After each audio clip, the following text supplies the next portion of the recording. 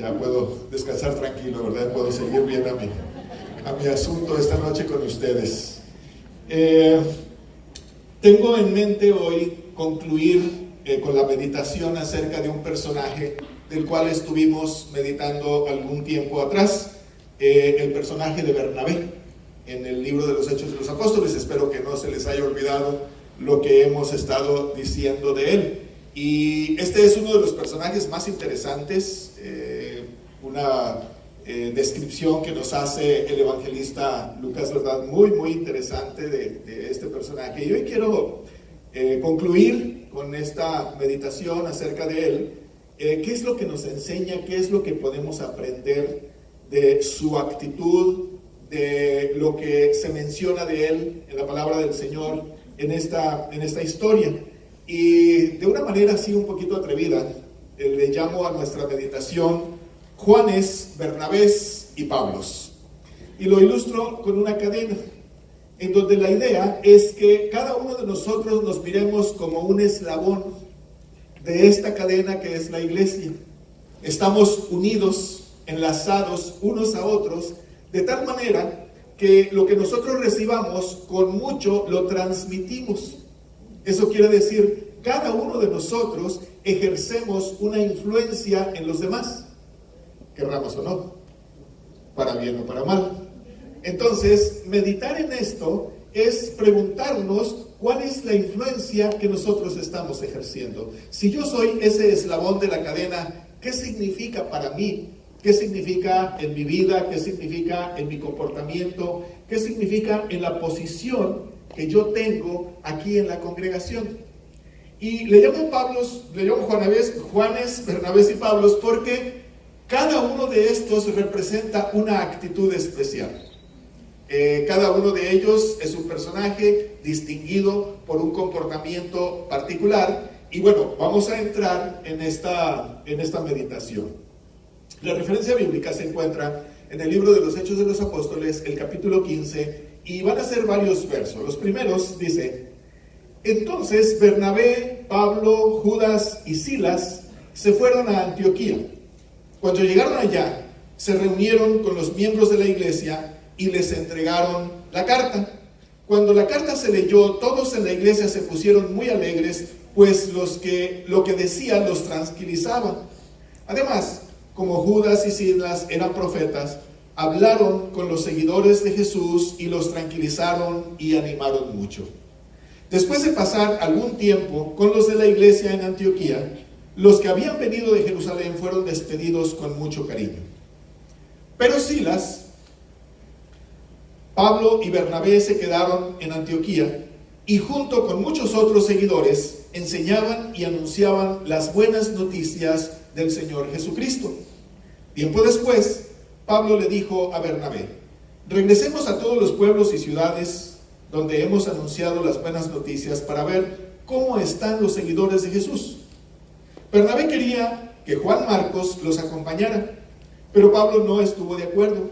Y es que hacía algún tiempo Juan Marcos los había abandonado en la región de Panfilia, pues no quiso seguir trabajando con ellos. Pablo y Bernabé no pudieron ponerse de acuerdo, así que terminaron por separarse. Bernabé y Marcos tomaron un barco y se fueron a la isla de Chipre. Por su parte, Pablo eligió a Silas como compañero. Luego, los miembros de la iglesia de Antioquía los despidieron, rogándole a Dios que no dejara de amarlos y cuidarlos. Entonces Pablo y Silas salieron de allí y pasaron por las regiones de Siria y Cilicia, donde animaron a los miembros de la iglesia a seguir confiando en el Señor Jesús. Esta es la historia, y por todo lo que está diciendo, pareciera ser que en todo este relato cabemos muy bien cada uno de nosotros, ¿no? Hay actitudes muy humanas. Esta es una de las cosas que nosotros necesitamos rescatar, tomar cuidadosamente de la palabra de Dios, que no habla de personajes sobrehumanos, que no habla de personajes como los héroes de las historias o de las películas modernas, de esos que no se despeinan aunque se caigan y les pasen mil cosas, ni se ensucian ni nada. No. la palabra de Dios, la Biblia, nos habla de personas de carne y hueso, que sufren, que se duelen, que se enojan, que discuten, pero dentro de todo ese movimiento, dentro de todo ese dinamismo, el Espíritu del Señor está ahí y los sigue dirigiendo, se sujetan al Señor y siguen extendiendo el reino de Dios. Esa es una de las cosas interesantes y me parece que tiene mucho que decirnos a nosotros. Así que, ¿qué les parece si nos adentramos en esta meditación? Primero, en la historia que se nos relata. Bueno, como ustedes escucharon en la primera referencia, los hermanos distinguidos por el don de la palabra, de la enseñanza, por esa capacidad de fortalecer a los creyentes, dado que la iglesia estaba creciendo, nuevas personas se estaban agregando constantemente a este movimiento de seguidores de Jesús, entonces necesitaban con cierta urgencia y dedicación la enseñanza, el acompañamiento, el ánimo, y destacaron entonces personajes con ese don de ir a enseñar, de ir a acompañar y todo esto. Uno de los personajes pues más destacados en los últimos capítulos, de hecho la última mitad del libro de los Hechos, es el apóstol Pablo. Y bueno, destaca no solamente en el libro de los Hechos, sino también en sus cartas, como ese personaje con un llamado, con una visión, con un liderazgo muy particular, muy claro, muy definido, que pareciera ser que es un hombre que cuando se convierte al Señor y entrega su vida al Señor, no para. Constantemente lo estamos viendo de un lado a otro, lo estamos viendo en una actividad, en otra actividad. Entonces es ese hombre que sigue la visión que Dios le ha dado, que sigue en ese ministerio, y es algo así como: el que pueda, sígame, pero no me voy a parar. Él va rápido y va a lo que el Señor le ha llamado y no tiene tiempo de muchas contemplaciones y de muchas cosas. El apóstol Pablo es un hombre decidido, es un hombre capaz, es un hombre con una sabiduría extraordinaria, ¿verdad? Y tiene ese ministerio, ese llamado de ir a alentar a los creyentes. Por esa razón fue distinguido como apóstol, uno que supervisa, uno que dirige desde un lugar superior o desde un lugar sobresaliente. Las iglesias se alegraban mucho y esa enseñanza les ayudaba cada vez más a afirmarse en la fe. Si ahora nosotros tenemos desafíos para entender de mejor manera el propósito del Señor en nuestra vida, si ahora para nosotros no es tan sencillo a veces entenderlo, en aquel tiempo era un poco más complicado, porque ahora nosotros tenemos a la mano una cantidad de información, una cantidad de formas de comunicarnos. En aquel tiempo no era así, y en algún momento vamos a leer que cuando Pablo y sus compañeros llegaban, por ejemplo, a una iglesia y eran recibidos por los hermanos, se gozaban tanto, disfrutaban tanto la visita, que dice que cuando los despedían lloraban con ellos, ¿no? Lloraban porque era tal el impacto que recibían, y luego pues sabrá Dios cuándo volvieron. No había los medios de comunicación que tenemos ahora, así que bueno, estas eran cosas, como decíamos, muy particulares, muy especiales en todo esto. Pablo se distinguió entonces por este ministerio tan importante. Y bueno, pues entonces llegaban a la iglesia, los animaban, y aquí trata particularmente de la iglesia de Antioquía. Dice el versículo 33, después de pasar algún tiempo con los de la iglesia de Antioquía, los que habían venido de Jerusalén fueron despedidos con mucho cariño. Eso era algo también que distinguía a los seguidores del Señor. Ese afecto, ese amor, esa manera de tratarse unos a otros. Y entonces, bueno, los hermanos se quedan por ahí en algún momento. Pablo tiene esa responsabilidad especial y se muestra como muy sensible a la necesidad de la iglesia, y entonces le dice a su compañero Bernabé. Para entonces Bernabé ya era contado dentro del grupo de los líderes de la iglesia, y le dice: regresemos a todos los pueblos y ciudades donde hemos anunciado las buenas noticias para ver cómo están los seguidores de Jesús. Una preocupación por la situación que viven los hermanos. Esa preocupación particular por alentarlos, por animarlos, por instruirles, y esa es la pasión que a él lo mueve. Y bueno, entonces aquí Bernabé, su compañero, intenta incluir ahí a este personaje. Juan Marcos no es la primera vez que aparece aquí, ya en el libro de los Hechos se habla de él. Juan Marcos para que los acompañara, pero Pablo no está de acuerdo. Y es que hacía algún tiempo Juan Marcos los había abandonado en la región de Panfilia, pues no quiso seguir trabajando con ellos. Es decir, parece ser que esta actitud no le agradó al apóstol. Siendo él un hombre tan dinámico, siendo él un hombre con esa velocidad de movimiento y de actuación y con esa responsabilidad que sentía, saber que alguien no lo había apoyado era algo así como decir: mira, no tengo tiempo de explicarte, no tengo tiempo de muchas cosas, ¿te quieres quedar? Bueno, pues Dios que te bendiga, con permiso, yo sigo trabajando. Pero Bernabé es diferente. Y ya lo habíamos visto en ese perfil muy breve que nos describe el evangelista, ¿verdad? Como un hombre al cual, ¿cómo sería su actitud que le ponen el consolador o el hijo de consolación o el hijo de la exhortación? Quiere decir, se distinguió por tener una actitud muy particular y muy especial. Entonces Bernabé intercede por Juan Marcos. Bernabé decide arropar, decide comprometerse con Juan Marcos, no solamente porque era su pariente, el equivalente a su primo o algo así, sino porque debe haber visto algo en él.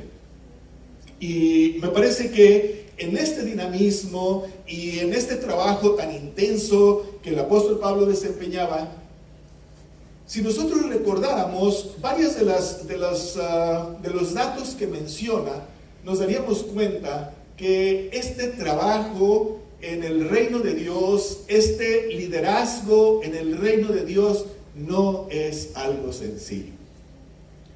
Y cuando una persona se empieza a dar cuenta lo que llamamos la demanda en el reino de Dios, la exigencia que hay cuando una persona decide servir al Señor de tiempo completo y todo esto, pues no es nada fácil.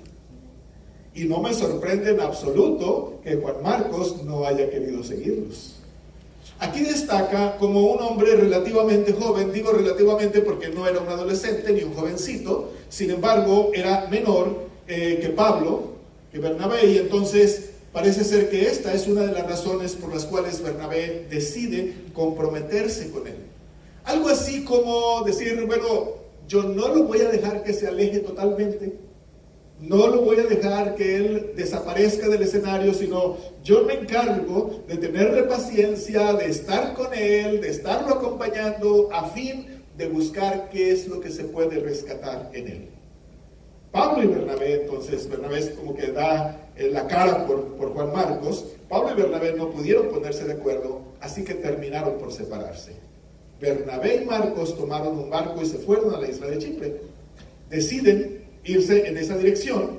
Pablo, por su parte, elige a Silas como compañero, y entonces, una vez que se decide esto, la iglesia de Antioquía los despide rogándole a Dios que no dejara de amarlos y cuidarlos. Me gustan mucho estos detalles y estas palabras que califican toda la acción, porque nos da a entender que aún en los desacuerdos seguimos siendo hermanos.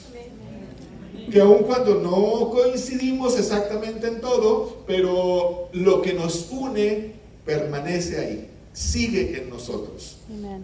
¿Qué pasa con ellos entonces, no?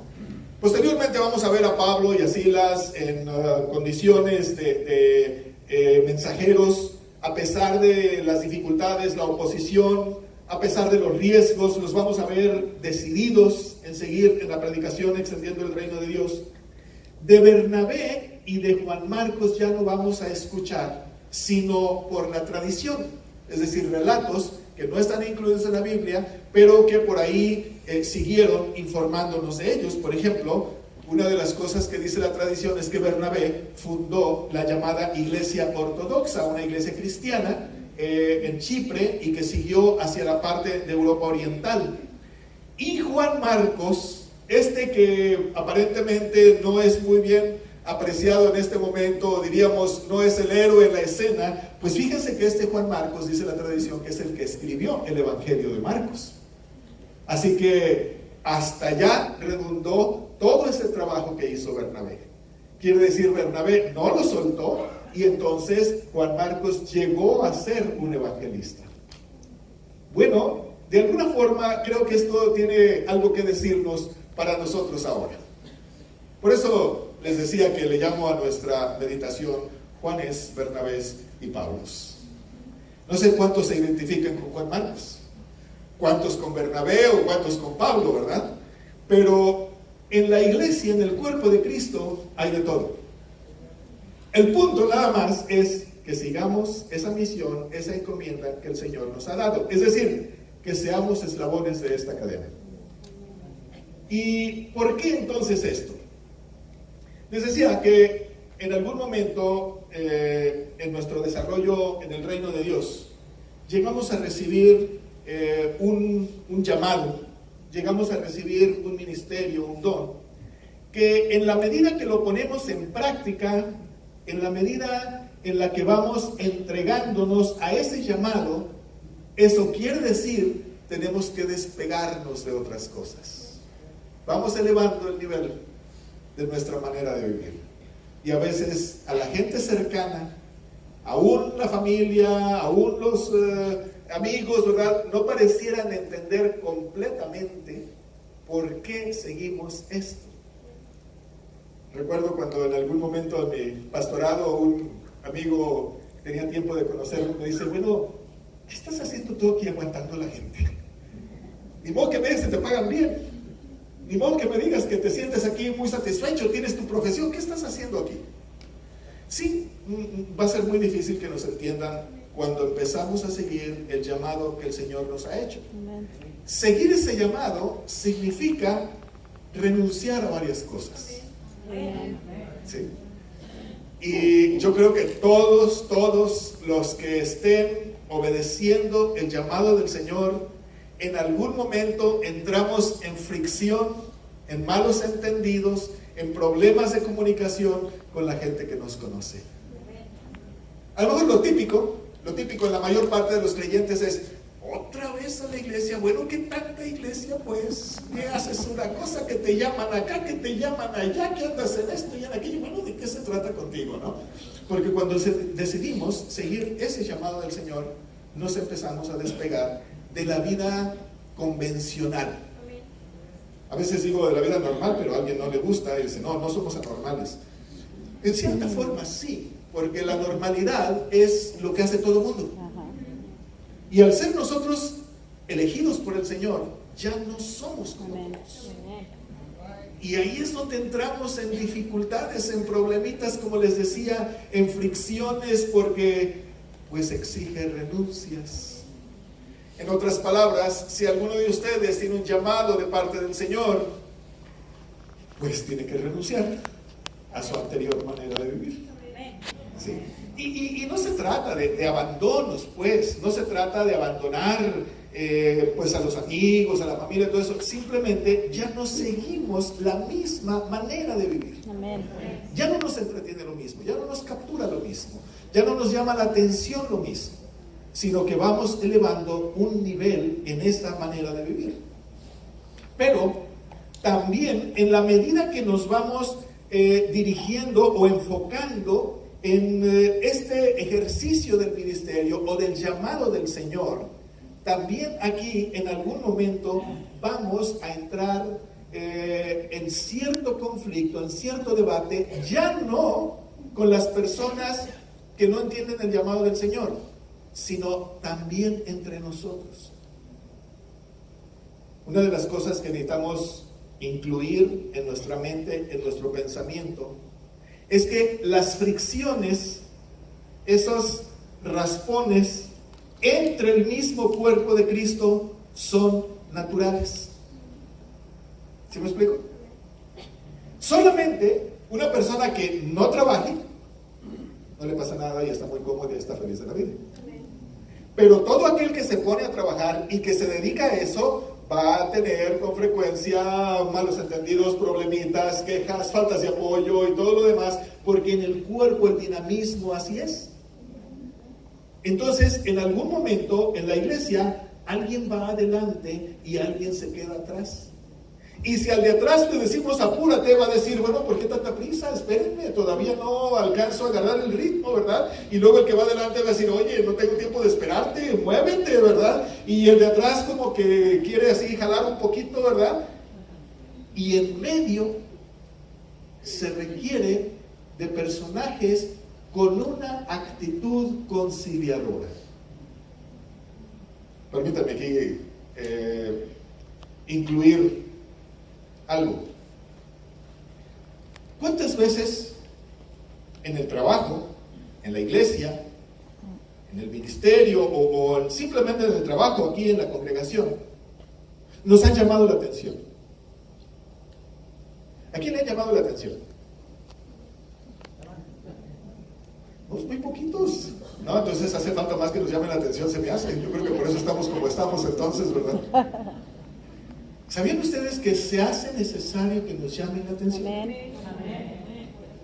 Miren, se requiere que la autoridad norme, dirija, acomode las cosas.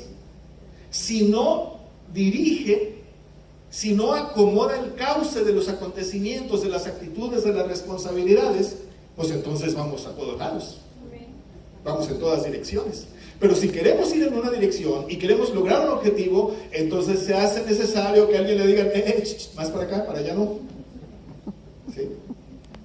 Hay aquí en la congregación un ministro muy estimado, y yo considero mucho la posición de él, porque a él le toca en muchas ocasiones decirnos a nosotros que no. Y a nosotros nos gusta que nos digan que sí. Pero a él le toca, él es el responsable aquí de cuidar ese orden, esa disposición, en instalaciones, en recursos de la congregación y todo, y le toca decir no. Y no es una posición muy fácil. ¿Sí me explico? Porque luego a veces algunos de nosotros somos un poquito delicaditos y como no nos gusta que no, dicen, ay, el hermano me dijo que no. Y es necesario que nos digan que no. ¿Sí me explico? No a todos nos podemos decir que sí. Y entonces este pasaje requiere, decíamos, de una actitud conciliadora entre estos que se van rezagando, entre estos que no maduran al mismo ritmo que los demás, entre estos que tienen más preguntas y se van retrasando un poco, y los que van más adelante y son más exigentes. Se requiere de Bernabés que quieran considerar, que quieran ser ese eslabón que une a los de adelante con los de atrás, y entonces que cuiden de esta unidad. Y ser Bernabé no es algo sencillo. Bueno, ninguno es algo sencillo, ¿no? Pero este requiere de un carácter especial. ¿Quién va a ser esa persona conciliadora? ¿Quién va a ser esa persona que le diga al de adelante no tan rápido y que le diga al de atrás apúrate un poquito? ¿Quién va a tener esa palabra, como diría San Pablo en una de sus cartas, sazonada con sal, dice?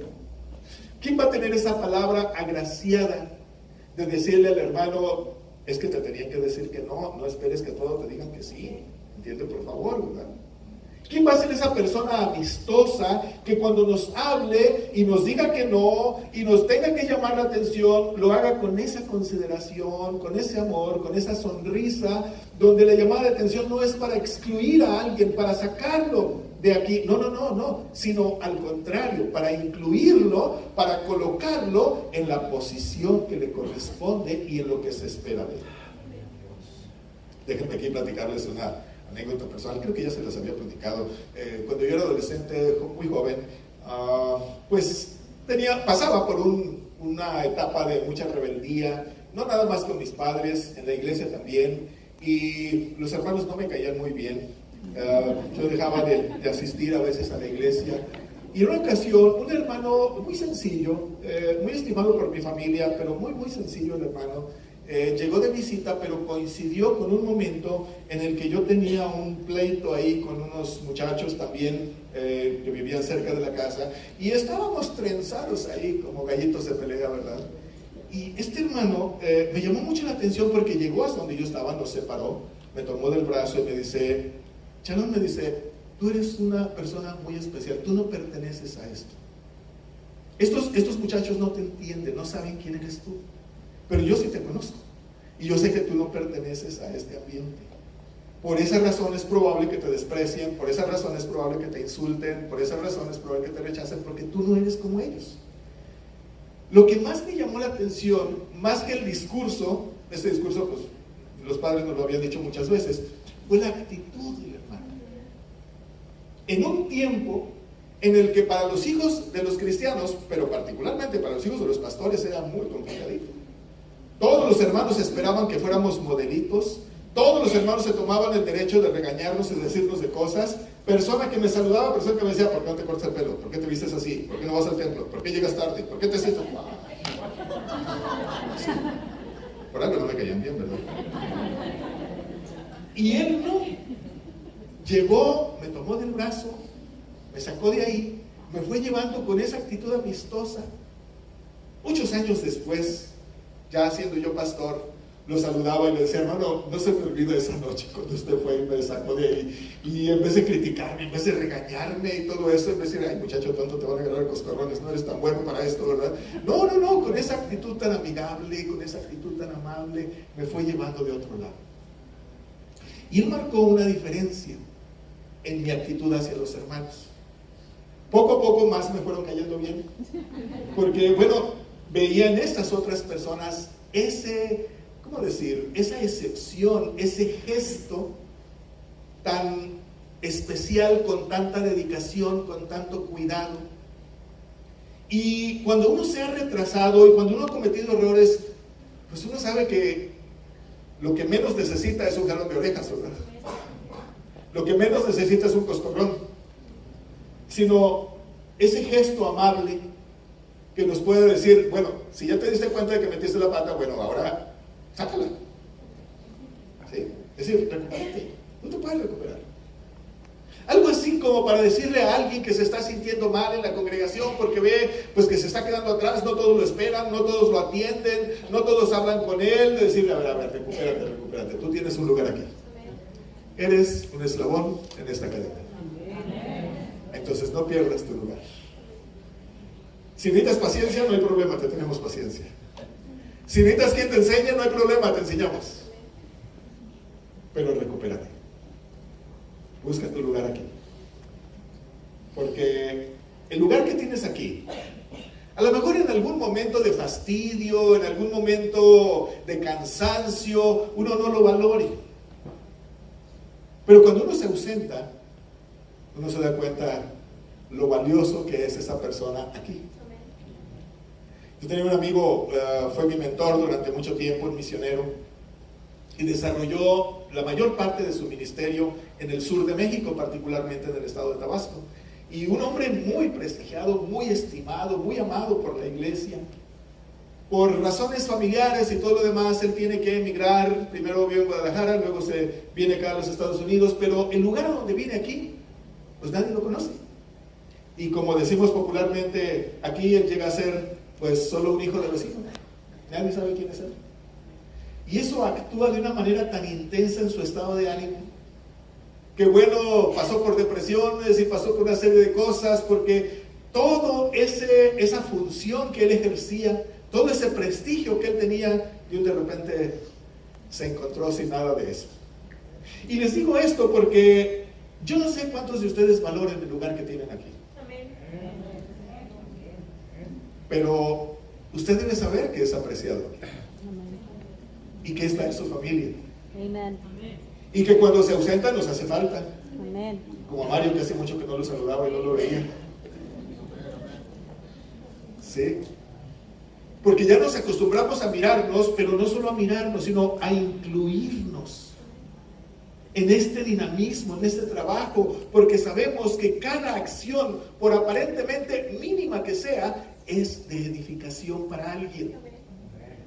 Por eso nos conocemos y nos estimamos por ese trabajo que ejercemos, por esa función que tenemos. Hay veces que alguien puede decir, bueno, pues yo no hago nada ahí, pero si se da cuenta, su presencia, su sonrisa, su saludo no pasan desapercibidos.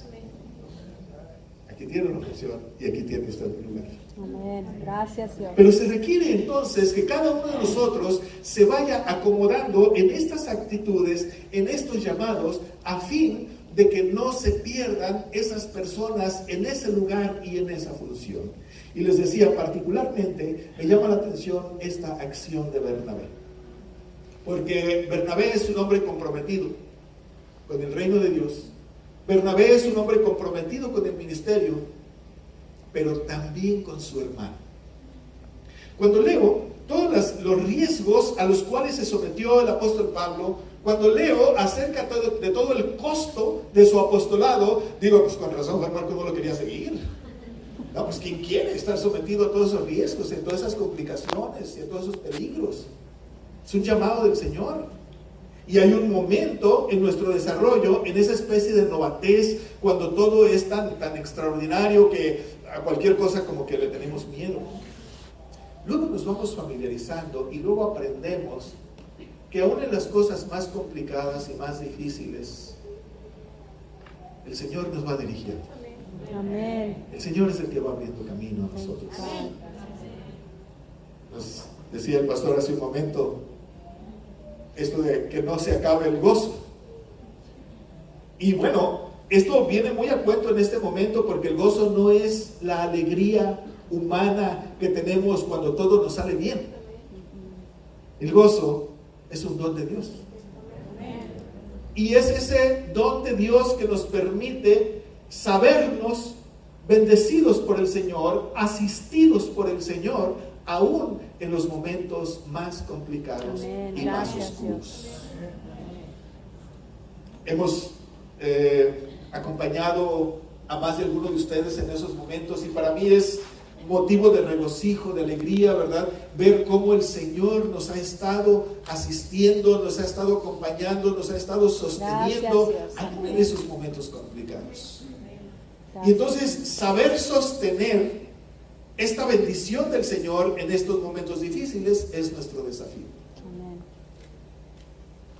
Yo sé que cuando pasamos por crisis, por complicaciones, pareciera ser que no somos distintos de los demás, seres humanos comunes y corrientes. Pero si aprendemos a mirarnos con los ojos del Espíritu, no somos como los demás. Tal vez en nosotros quepa el llanto en los momentos duros, complicados. Pero cuando sabemos mirar con los ojos del Espíritu, no nos desesperamos. Sí nos duele, pero sabemos que ahí no termina la historia. Sí pasamos por momentos complicados, pero sabemos que ahí está el Señor para sostenernos. Y eso marca una extraordinaria diferencia.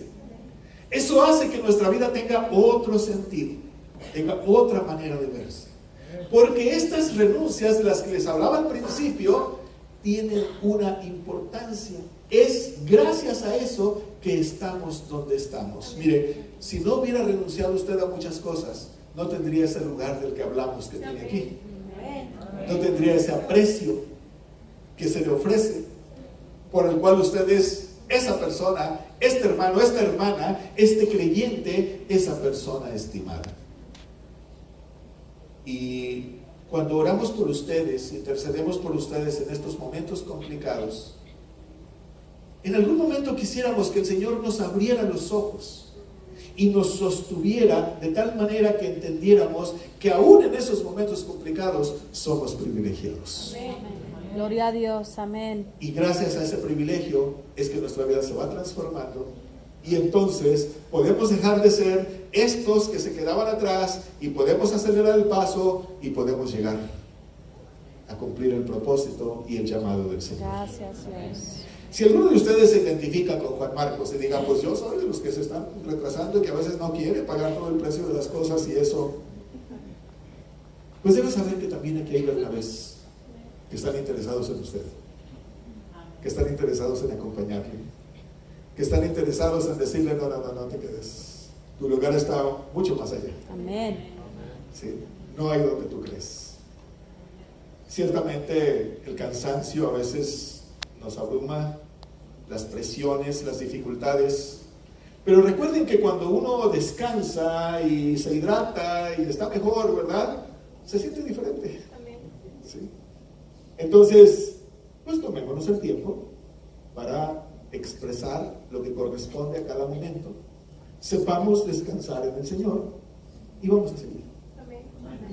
Ahora, el punto aquí, les decía, y para mí con esto quiero concluir la meditación, es que este carácter de Bernabé, que esta función que desempeña, es una de las ilustraciones más importantes que nosotros tenemos. Porque probablemente identificarnos con alguien muy alto y que es un gran líder y que es una persona pues muy importante y todo eso, como sería el apóstol Pablo, ¿verdad? Pues a lo mejor nos quede un poquito grande. Pero estar cercanos al sostenimiento de los hermanos, al acompañamiento, al consejo, eso está perfectamente al alcance de todos nosotros. Y no es más que cuestión de asumir esa actitud. Cuando alguien a usted le moleste, de los hermanos, de la actitud que tengan y todo lo demás, pregúntese usted, ¿cómo me gustaría que me trataran a mí cuando yo metiera la pata? ¿Cómo me gustaría que me hablaran? En una iglesia donde trabajé, ¿verdad?, había una hermana que tenía una vocecita muy, muy querida, una vocecita muy fina, ¿verdad? Así de muy bajito volumen y hablaba muy quedito y todo eso. Y luego yo le decía, ay hermana, quisiera que cuando alguien me regañara fuera usted. No gritaban, ni se agitaban, ni nada de eso, ¿no? Así también hace falta ese carácter de Bernabé, que cuando ustedes sientan que necesitan ser llamados a atención, ay, que venga el hermano fulano, me explique, ¿verdad? O la hermana que tiene este carácter y me explique, porque estoy seguro que su palabra, su abrazo, siempre va a ser reconfortante. Yo creo que este es un buen ejemplo y un buen modelo para nosotros, que podríamos tomar, podríamos asumir y le podríamos decir al Señor, dame esa paciencia, dame esa paz, dame esa palabra oportuna para poder decir al hermano o a la hermana, no dejes tu lugar. Tu lugar es muy importante. Aquí está tu familia. Amén. Este es el lugar al que correspondes. Amén. Y parafraseando un poco el salmo o lo que dice el salmista, ¿verdad? Porque aquí el Señor derrama bendición y vida eterna. Pónganse de pie, por favor.